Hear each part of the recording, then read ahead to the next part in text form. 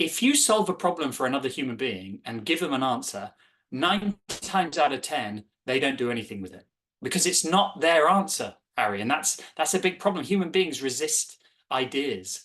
Welcome to Unstoppable Podcast with Harry Sardinas, inspiring conversations with influential millionaires, investors, thought leaders, entrepreneurs who are making a massive difference with their innovative products and services, and sharing the challenges and the wisdom of how they sold their first million.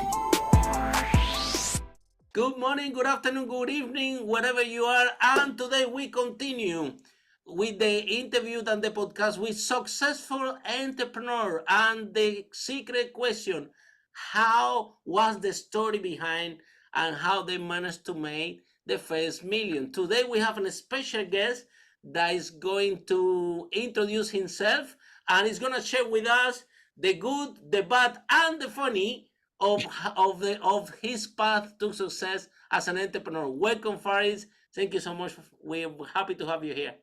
Thank you, Harry. It is so good to be with you and your viewers, your listeners today. I am so excited for this interview. Thank you so much. And then, Faris, tell us a little bit more about yourself. How you decided to become an entrepreneur? I think that some people become an entrepreneur like an accident. Something happened, they have an idea, they have a product, they sold it, and now they're making money and they're in business. Or you really plan this and you say, I'm gonna go for it. So what's the story? What's the story? It's a little bit of both, actually. But I never thought I'd be an entrepreneur as a kid. It wasn't something that I thought. And do you know what, Harry? My first career was as a high school teacher. So I started teaching high school math and economics around the world. I went and lived and taught in different countries, and I really enjoyed that. That was some great years. But then I realized I wasn't a teacher. I was more someone who loved traveling, who just used teaching as a vehicle. So I then switched to the business world, Harry, and I joined an energy company. I learned all about the energy market, oil and gas, all these things. But really what I discovered is that I love strategy. I ended up in the strategy team. I loved solving complex problems. And so then I was headhunted into strategy consulting, and I spent 12 years solving big problems for big companies around the world. Absolutely loved it, right? And got very successful. I reached the top, in my company. But do you know what I realized, Harry? And this is what made me an entrepreneur, is if you solve a problem for another human being and give them an answer, 9 times out of 10, they don't do anything with it because it's not their answer, Harry. And that's a big problem. Human beings resist ideas. And I realized I was very good at getting people to buy into ideas. And I think a lot of it because I'd been a school teacher, and that's what school teaching is about. And so once I realized this and how important it was to business, that's when I realized there was an opportunity to market my skills exclusively by being an entrepreneur. So 5 years ago, I set up a company to do that, to get teams working better together, to bring more emotional intelligence into decision making. And I started my first company 5 years ago, and we're still going strong, and we're doing great things nowadays. And that's how I've made my initial success, Harry. Wow. So, and then 5 years ago, can you please share with us what was your biggest fear? Obviously, you have a very comfortable career working for corporates. I think that these companies, the corporate world, it pays us a lot of money to make sure that we are comfortable, that we are safe. So what made you to take that decision to you want to go out of the comfort zone and become an entrepreneur, which is a very big risk, honestly? Yeah, it's a big risk, and everyone said I was an idiot, Harry, because I was living Everybody around you would say you crazy. Especially my mum and dad, and I love it. It happened to my parents as well. Yes, your parents, all the parents around the world. Yeah, because I was a partner in a consulting firm. Good money, good title. And I said, no, I'm not satisfied. And I realized I was not satisfied because of a really good career coach I was working with, and she helped me identify. And she said to me, she said, look, you're too young. She said, you've still got 25, 30 years of working. Can you imagine doing what you do now for the next 25, 30 years? And I went, oh God, no, right? Life's too short to do something that you don't enjoy or you're dissatisfied in. So although, the money is great, the title is great, that was my biggest fear, is like getting trapped. And so I leapt. And it's scary leaping from something that is comfortable, right? You don't know, you have no idea if it'll be successful. You have no idea if anyone even will care, right? And they don't care, right? And of course, I did not know, if you do the maths, 5 years ago, I set up the business 6 months before COVID. So Wow. obviously, my first year was terrible, Harry. We had no clients because of COVID. I had no money coming in. And I was like, why? Many times when it was very dark and depressing, I was like, why did I do that? Why did I give up a really good job for nothing? But And you start to question yourself, good and then the question. people And around you don't don't understand what you did. Having my own experience, the same thing. My parents, both of them are teachers, so imagine, right? So I've been all my life. This is what I received. Like, okay, go to school, go to university, get highest mark, and you're gonna be fine, right? And the taking the decision to become an entrepreneur and to start your own journey, I think that it's a very lonely position. I think that I remember when I become an entrepreneur, I I didn't have any friends because yeah, the friends that I already had before, every time that I go and talk to them, they were talking about different things, and I go there and talk about business. All of a sudden, my topic was boring. Nobody cares. So yeah, I had to find new friends for a start. And I had to start to find a new group of people that understand, that talk about the same topics, that resonate. And at the beginning, the, the very beginning, the few years, first 2 3 years, they were very lonely. And lonely also because you don't know where to go, you don't know even where to find support. So mm, how far is you managed to build up yourself in that situation that COVID was around, nobody knew what's gonna happen out there. You are facing a struggle because nobody wants to buy anything because everybody's scared. And so what you did, what was the internal self work that you did that you managed to yeah, find strength yeah. and come back to your game?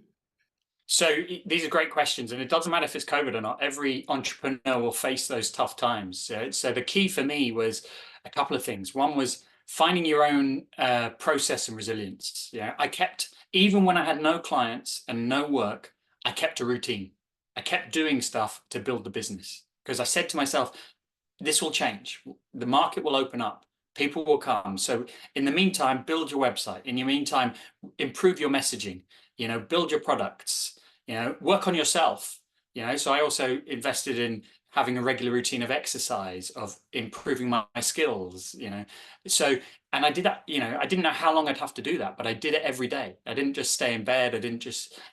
So it was 6 months of every day a routine. Reading, learning, working on stuff. So that's one factor. Keep going because it will change, right? And the worst thing in the world is if the market suddenly opens and you've just been sitting on your ass for 6 months.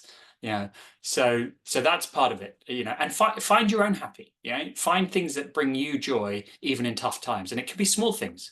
Like listening to a favorite song, talking to a good friend, because those are really important about keeping positive. And the second side, which I kind of alluded to, is get a strong support network around you. I found other people going through the same experience, and I formed a community. So we could all lean on each other when we needed to, because it's tough doing anything alone. And when you start off as an entrepreneur, that's the number one thing you're alone because it's your journey. It's you're the one to take a leap. Nobody else has leapt with you, but there are other people who've leapt to do their thing. So go find them and hang out with them. So those were the important things for me. Yeah, I think 80% of the success is always in the mindset of the entrepreneur, and it's really difficult. We have to work a lot continuously. The entrepreneurs have to work a lot in ourselves because everything is in our mindset, and believing that everything is gonna work, believing that everything is gonna be fine. Trust your journey. I think I agree 100% with you. Is key. It's difficult. It's difficult because you keep working and nothing is happening, and you need to keep believing in yourself and that everything's gonna be fine. But eventually, you know what? Things will be fine, right? I think that I train a lot of entrepreneurs, and every time that I talk to them, they say, "Oh, even if they have little victories, they say, oh, we're doing very bad. We're doing very bad. This is all bad." And guess what? Everything goes bad for you. Yeah, yeah, exactly. Yeah. Putting on the space. But on the other hand, if you have a positive mentality and you said everything's gonna be fine, everything's gonna work out, we're gonna make it work, guess what happened? It will work out. It works. Yeah. You're already putting in a space, you're already putting in intention to your energy. Is already, and it's not about magic, it's not about guru, it's about that when the right opportunity come, when the right client come, because you are in this mindset, you're gonna see the opportunity easy and you're gonna grab it. Whether if you are in the mindset, things is bad, this is not work out, blah blah blah, even the opportunity come to you, and you won't be able to communicate effectively the value. It makes sense. So yeah, I think that the being positive is key in order to succeed. We did all have hard times in COVID. We all have to reinvent themselves, even the business model, because I think Faris, I think before COVID you already have your own business model all written down. This is how I'm gonna approach it. Now COVID comes, now you have to redefine and reinvent the whole business model again from scratch, because now everything changed and was crazy, right? Yeah, completely. Yeah. Pre-COVID, my business was entirely built around, I will turn up in person and I will deliver an amazing workshop that everyone will enjoy, everyone will get there. And then obviously COVID happened. I had to get the same impact over a camera. So you have to start again. Yeah. There you go. Big challenge. But you know what? I learned how to do that, right? To the point that it was just as good as being in the room. And then clients, what I found, came and said, can you teach us that? Can you teach us how to lead over a camera? So that became a new service that we offered. Wow, amazing. And now let's talk about your business. Let's talk about your business. We want to know what is more about this fantastic business that you have, that I love it. I just hear a little bit and I just love it. And we want to know, tell us more about your business. What is unique? What is what people are deciding to become your client and to receive your services? Yeah. Okay. So my business is called Shiageto Consulting, and Shiageto is the Japanese word for a sharpening stone. Okay. So if you've ever had a knife that goes dull, you might have used a Shiageto to sharpen it. And because that's a metaphor, we go in and sharpen people, we sharpen companies, because we all go a little bit blunt, right? And where do we go blunt? We work in 3 areas, Harry. We work, we have a success equation. We say, if you want to be successful in life, whatever you want to achieve, it doesn't matter, it's making more money, losing weight, whatever, you need 3 components. You need IQ, right? Do you have the right ideas? Do you have the best idea, right? And if not, we will come in and help sharpen that. The second component is EQ, right? Do you have the ability to take others with you? This is emotional intelligence, because a great idea without other people following it is just a piece of paper. Right? And if you're not, we can help sharpen your EQ. So we often go in and help there. And the third component that a lot of people miss is FQ, which is not a rude word, Harry, is focus quotient, right? Which is, do you have the ability to focus on what you said is important? And if not, we can help sharpen that. So the work we do with big corporates, and we work with the likes of Amazon and Heineken and Anglo-American, but we also work with startups and charities, is either helping them with their IQ, helping them with their EQ, or helping them with their FQ. And it's so much fun. Follow us for more interviews with the world's most influential, audacious entrepreneurs that overcame challenges and adversity, providing you with the blueprint of how they sold their first million so you can grow your business exponentially.